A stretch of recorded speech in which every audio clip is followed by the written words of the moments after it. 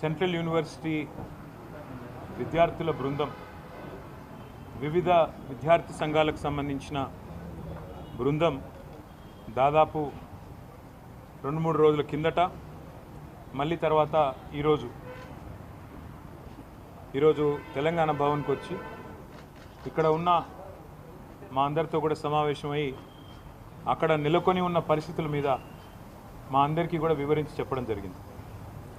అసలు Hyderabad central university ఏర్పడిందే ఆనాడు మొదటి దశ తెలంగాణ ఉద్యమం జరిగిన తర్వాత 1968 నుంచి 71 వరకు జరిగిన ఉద్యమం తర్వాత మరి హైదరాబాద్లో కూడా ఒక కేంద్రీయ విద్యాలయం ఉండాలి అని చెప్పి, విశ్వవిద్యాలయం ఉండాలని చెప్పి ఆ రోజు జరిగిన 370 ఆత్మ బలిదానాల సాక్షిగా ఒక రకంగా చెప్పాలి అంటే ఇక్కడ మనకు ఈ కేంద్రీయ విశ్వవిద్యాలయం వచ్చిన తర్వాత ఇవాళ భారతదేశంలోనే మంచి పేరు సంపాదించుకుని మంచి క్రెడిబిలిటీ సంపాదించుకున్న విశ్వవిద్యాలయాల్లో మన హైదరాబాద్ సెంట్రల్ యూనివర్సిటీ కూడా అగ్రభాగాన ఉంది. అక్కడి నుంచి విద్యార్థులుగా ఉన్న వాళ్ళు ఎంతోమంది ఈరోజు ప్రపంచవ్యాప్తంగా చాలా ముఖ్యమైన పొజిషన్స్లో ఉన్నారు, చాలా కీలకమైన పొజిషన్స్లో కూడా ఉన్నారు. హైదరాబాద్ సెంట్రల్ యూనివర్సిటీ కేవలం మన ఉమ్మడి ఆంధ్రప్రదేశ్కి, ఈరోజు తెలంగాణకి కాదు, భారతదేశానికే తలమానికంగా గొప్పగా ఉన్న విశ్వవిద్యాలయాల్లో ఒకటి అని చెప్పక తప్పదు. ఇవాళ హైదరాబాద్ సెంట్రల్ యూనివర్సిటీలో నెలకొని ఉన్న పరిస్థితులు చూస్తుంటే డెఫినెట్గా ప్రజాస్వామిక స్ఫూర్తి ఉన్న ఎవరికైనా, సామాజిక స్పృహ ఉన్న ఎవరికైనా మరి డెఫినెట్గా బాధ కలగక తప్పని పరిస్థితి కనబడతా ఉన్నది. పిల్లలు పాపం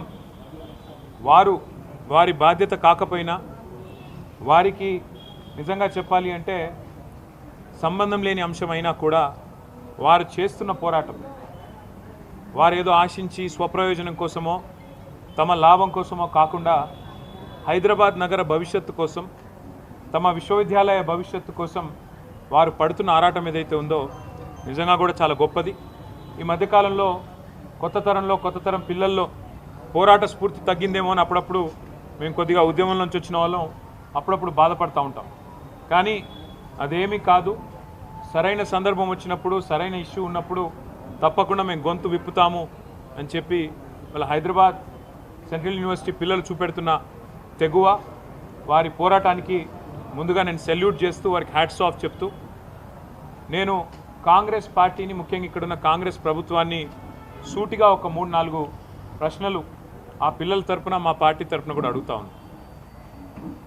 ఒకటి, ఇవాళ మీరు చేస్తున్న దాష్టీకం, మీరు చేస్తున్న అరాచకం గత 3 రోజులుగా వందల సంఖ్యలో బుల్డోజర్లను పంపి, వందల సంఖ్యలో అక్కడ హిటాచీ మెషిన్లను పంపి, వందల మంది పోలీసు వాళ్ళని పెట్టి ఎందుకు ఇంత ఆగం, ఇంత గందరగోళంగా అక్కడ ఉండే చెట్లను కొట్టేసి, అక్కడ ఉండే జంతువుల్ని తరిమేసి, అక్కడ ఏమీ లేదో అదంతా బంజరు భూమి అని చెప్పడానికి ప్రభుత్వం ఎందుకింత ఆరాటపడుతున్నది చెప్పాలని నేను కోరుతా ఉన్నాను.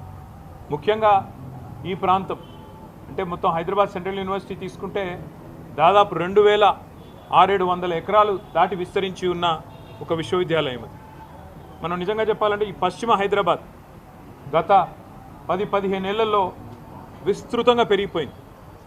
అది మన గచ్చిబౌలి కావచ్చు, నానక్రామ్గూడ కావచ్చు, ఖాజాగూడ కావచ్చు, ఆ ప్రాంతం మొత్తం శేర్లింగంపల్లి దాకా, ఎక్కడికక్కడ ఇవాళ కోకాపేట దాకా విస్తృతంగా ఒక కాంక్రీట్ జంగల్గా మారిపోయిన పరిస్థితి. అక్కడ నిజంగా చెప్పాలంటే ఇప్పుడు జరుగుతున్న కన్స్ట్రక్షన్ బహుశా భారతదేశంలో ఏ నగరంలో ఇంత స్మాల్ ఏరియాలో అంత పెద్ద ఎత్తున కన్స్ట్రక్షన్ ఎక్కడ కూడా జరగడం లేదు. ఇది వాస్తవం. అక్కడ మా గవర్నమెంట్ ఉన్నప్పుడు కూడా మరి 57-56 అంతస్తుల బిల్డింగ్లకి మేము కూడా పర్మిషన్లు ఇచ్చిన మాట కూడా వాస్తవం. ఇవాళ అక్కడ జరుగుతున్న నిర్మాణం కొన్ని లక్షల కోట్ల స్క్వేర్ ఫీట్ల నిర్మాణం అక్కడ జరుగుతూ ఉంది. ఒక కాంక్రీట్ జంగల్గా ఆ ప్రాంతం మొత్తం భవిష్యత్తులో మారబోతూ ఉంది.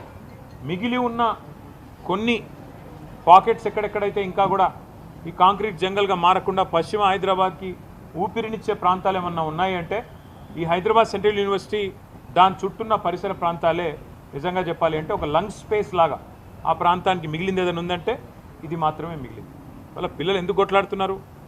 ఒక ఎన్వైర్మెంటల్ ఇంపాక్ట్ అసెస్మెంట్ అనేది చేయకుండా ఎట్లా మీరు 400 ఎకరాలు ఇష్టం వచ్చినట్టు మీరు అమ్ముతారు? మీరు ఏ హక్కు ఉంది మీకు? ఏ మాత్రం ఇంపాక్ట్ అసెస్మెంట్ చేయకుండా, ఎన్వైర్మెంటల్ ఇంపాక్ట్ అసెస్ చేయకుండా, ఏ రకంగా పర్యావరణ మీద ఇంపాక్ట్ పడుతుందనేది చేయకుండా ఎట్లా చేస్తారు మీరు అని చెప్పి వాళ్ళు కొట్లాడుతున్నారు. రెండవది, ఆనాడు 2003 ఆ ప్రాంతంలో ఐఎంజీ భరత అనే కంపెనీకి ఆనాటి అప్పటి ప్రభుత్వం ఏదైతే భూమి కేటాయించిందో, ఎందుకు కేటాయించింది? ఆ ప్రాంతంలో స్పోర్టింగ్ ఇన్ఫ్రాస్ట్రక్చర్ క్రియేట్ చేస్తారని చెప్పి ఒరిజినల్గా ల్యాండ్ కేటాయించారు. అక్కడ క్రీడలకు సంబంధించి స్టేడియంస్ కానీ, అకాడమీలు కానీ అట్లాంటివి మాత్రమే పెడతారని ల్యాండ్ ఇచ్చినారు తప్ప అక్కడ మళ్ళీ బహుళ అంతస్తుల మేడలు అంటే 50, 60, 70, 90 అంతస్తుల మేడలు కట్టమని, కోట్ల స్క్వేర్ ఫీట్లలో బిల్డింగులు కట్టమని ఆనాడు ఆ గవర్నమెంట్ ల్యాండ్ ఇవ్వలేదు. ఆ గవర్నమెంట్ ల్యాండ్ ఇచ్చింది అక్కడ క్రీడలకు సంబంధించిన అక్కడ వాతావరణ నిర్మాణం కోసం, ఒక ఇన్ఫ్రాస్ట్రక్చర్ నిర్మాణం కోసం కేటాయించారు. ఆ తర్వాత సరే ఆ కేసు, ఎందుకంటే ఆ కంపెనీయే ఫేక్ అని, డమ్మీ అనేది స్కామ్ అని, తర్వాత కాంగ్రెస్ గవర్నమెంటు 2004లో కోర్టుకు పోయింది. ఆ ప్రైవేట్ వాళ్ళు కూడా కోర్టుకు పోయినారు. ఆ కోర్టు కేసు మొన్న 21 ఏళ్ల తర్వాత ఆనాడు కాంగ్రెస్ గవర్నమెంట్ కొట్లాడింది, రాజశేఖర రెడ్డి గారి గవర్నమెంటు, ఆ తర్వాత మా గవర్నమెంట్ కొట్లాడింది. మొన్న ఫైనల్గా తీర్పు వచ్చింది. ఆ తీర్పును అనుసరించి ఇప్పుడు ప్రభుత్వం ఆ 400 ఎకరాలను అమ్మి 30,000 కోట్ల రూపాయలు సేకరించాలని లక్ష్యంగా పెట్టుకుంది. నేను ముఖ్యమంత్రి రేవంత్ రెడ్డి గారిని అడుగుతా ఉన్నా, కాంగ్రెస్ ప్రభుత్వాన్ని అడుగుతా ఉన్నా, మీకు ఆస్తులు అమ్మడం, అప్పులు తేవడం అనే మీ ఎజెండా ఏదైతే ఉందో, సరే అది మీరు ప్రభుత్వంలో ఉన్నారు, ప్రజలు నిర్ణయిస్తారు, అల్టిమేట్గా మీరు చేసేది తప్ప ఒప్ప. ఒకవైపు మీరే చెప్తున్నారు, ఎక్కడికక్కడ ఇవాళ హైదరాబాద్లో చూస్తే పెద్ద పెద్ద హోర్డింగ్లు, పెద్ద పెద్ద పోస్టర్లు, ముఖ్యమంత్రి గారి ముఖార విందంతో ఫ్యూచర్ సిటీ కడుతున్నాము, అక్కడ 50,000 ఎకరాల్లో కడతాము, ఆల్రెడీ 15,000 ఎకరాలు మా దగ్గర ఉంది, ఇంకో 30,000 ఎకరాలు సేకరిస్తున్నామని చెప్పి ముఖ్యమంత్రి గారు ఫ్యూచర్ సిటీ అని ఉదరగొడుతున్నారు.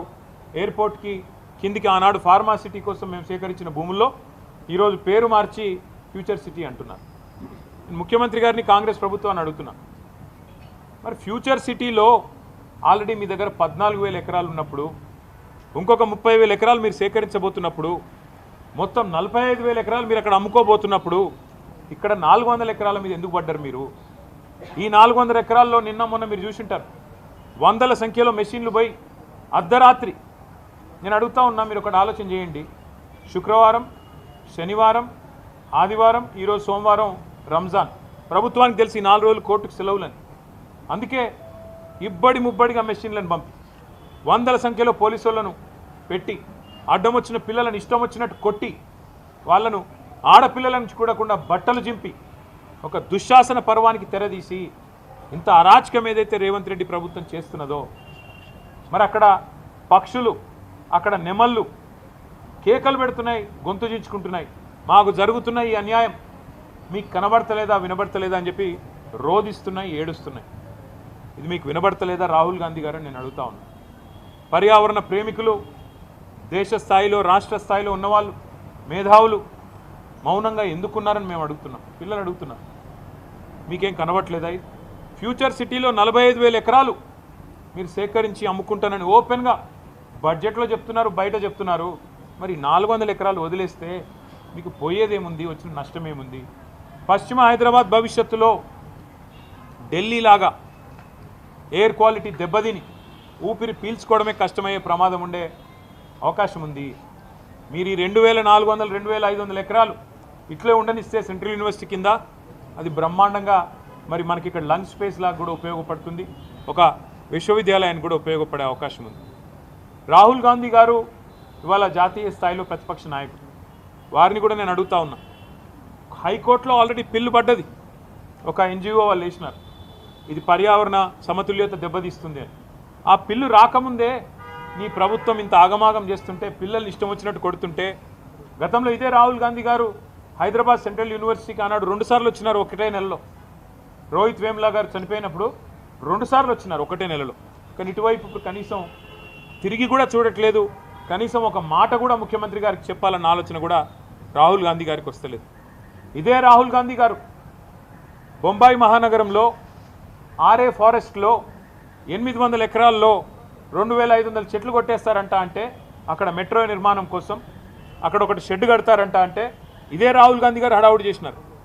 అయ్యో ముంబైలో లంగ్ స్పేస్ లేకుండా పోతుంది, ముంబైలో పర్యావరణ సమతుల్యత దెబ్బతింటుంది, ఇన్ని 100 ఎకరాలు పోతే ఎట్లా కాంక్రీట్ జంగల్గా ముంబై మారిపోయింది అన్నారు.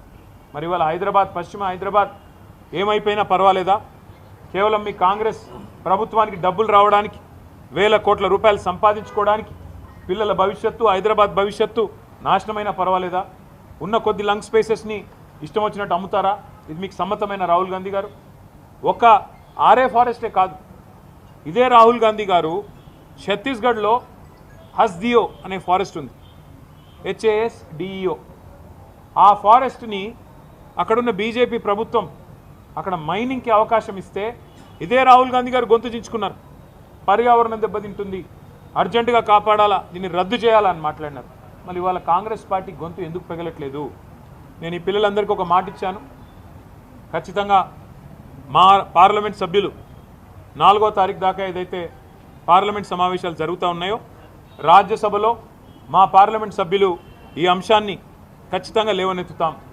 ఖచ్చితంగా వారిని మరి అడుగుతాం, కేంద్ర ప్రభుత్వాన్ని కూడా అడుగుతాం, మీ స్టాండ్ ఏంది అని. ధర్మేంద్ర ప్రధాన్ గారిని అడుగుతాం, మీరు ఎందుకు జోక్యం చేసుకోవట్లేదని, కేంద్రం ఎందుకు పట్టించుకోవట్లేదని అడుగుతాం.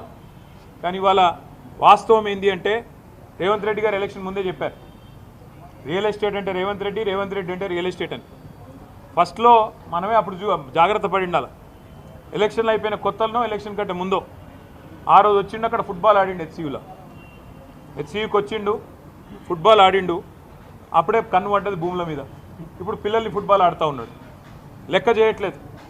నా డబ్బుల కోసం, మా కమిషన్ల కోసం ఏదైనా సరే, పిల్లలు చచ్చినా సరే, ఏదేమైనా సరే, కానీ నేను వదిలిపెట్టను అన్నట్టుగా రేవంత్ రెడ్డి వ్యవహారం ఉన్నది. మరి నేను అడుగుతున్నా, మీకు బాధ్యత లేదా రాహుల్ గాంధీ గారు? మీ ముఖ్యమంత్రిని నియంత్రించాల్సిన బాధ్యత, ప్రజాస్వామికంగా ఉండాల్సిన బాధ్యత, ప్రజాపాలన అన్నప్పుడు అందులో కొద్దిగా ప్రజాస్వామిక స్ఫూర్తి ఉండాలని. We have taken a decision as a party that 400 acres which this government is eyeing like a real estate broker, ఆ 400 ఎకరాలను ఎట్టి పరిస్థితుల్లో, ఇది కేసీఆర్ గారి మాట, మా పార్టీ మాట, మా పార్టీ తరఫున మేము మాటిస్తున్నాం, 3 ఏళ్లలో మేము ఖచ్చితంగా మళ్ళీ ప్రభుత్వంలోకి వస్తున్నాం. ప్రభుత్వంలోకి వచ్చిన తర్వాత మేము ఆ 400 ఎకరాలని మొత్తం హైదరాబాద్లో, మొత్తం తెలంగాణలోనే అతి పెద్ద ఈకో పార్క్గా ఏర్పాటు చేస్తాము. ఇప్పుడే నేను స్పష్టంగా చెప్తా ఉన్నా, ఈరోజు ఎవరైనా రేవంత్ రెడ్డి విసిరే బిస్కెట్లకు ఆశపడి, రేవంత్ రెడ్డి చెప్పే మాటలకు ఆశపడి ఆ ల్యాండ్ 1 ఇంచ్ ఎవరన్నా కొనుక్కున్నా మళ్ళీ కుండ బద్దలు కొట్టినట్టు చెప్తున్నా, మమ్మల్ని తర్వాత అనొద్దు. ఖచ్చితంగా ప్రతి ఇంచు తిరిగి వెనక్కి తీసుకుంటాము. ఒక అద్భుతమైన ఈకో పార్క్, ఎట్లా అయితే ఒక సెంట్రల్ పార్క్ ఉంటుందో మ్యాన్హాటన్లో, ఆ స్థాయిలో ఒక అద్భుతమైన ఈకో పార్కును హైదరాబాద్ ప్రజలకి గిఫ్ట్గా అందిస్తాము. హిట్ టీవీ యాప్, ఇందులో short news, live news, entertainment shows, movies, digital magazines తో పాటు మీ జిల్లా వార్తలను కూడా ఫ్రీగా చూడొచ్చు. అంతేకాదు కేజీ నుంచి పీజీ వరకు విద్యార్థులకు స్కాలర్షిప్ కూడా అందిస్తున్నాం. ప్రతి వారం 10 మందికి లక్కీ డ్రా ద్వారా ఒక్కొక్కరికి 10,000 రూపాయలు అందిస్తున్నాం. ఇంకెందుకు ఆలస్యం, వెంటనే హిట్ టీవీ యాప్ ని డౌన్లోడ్ చేసుకుని ఫ్రీగా ఎంటర్టైన్మెంట్ పొందండి. Hit TV app, hit TV app, please download hit TV app. Hit TV app ని ఫ్రీగా డౌన్లోడ్ చేసుకొని ఎంజాయ్ చేయండి. మీకు నచ్చిన ఎంటర్టైన్మెంట్ కోసం హిట్ టీవీ యాప్ ని ఫ్రీగా డౌన్లోడ్ చేసుకొని ఎంజాయ్ చేయండి. హిట్ టీవీ యాప్ ని డౌన్లోడ్ చేసుకుని ఆస్వాదించండి, ఆశీర్వదించండి. ఇంతమంది సెలబ్రిటీలు హిట్ టీవీ యాప్ ని డౌన్లోడ్ చేసుకోండి అని చెప్తున్నారంటే ఎంత మంచి యాప్ ఆలోచించండి. అమెరికా అమెరికా అమెరికా అమెరికాలో చదవాలనుకునే వాళ్ళకి విశ్వసనీయమైన పేరు మన శౌర్య కన్సల్టెన్సీ. UK లో 1 year masters, UK లో 1 year masters, 2 years work permit up to 5 years visa. Contact Saurya Consultancy. Contact 89851 89851.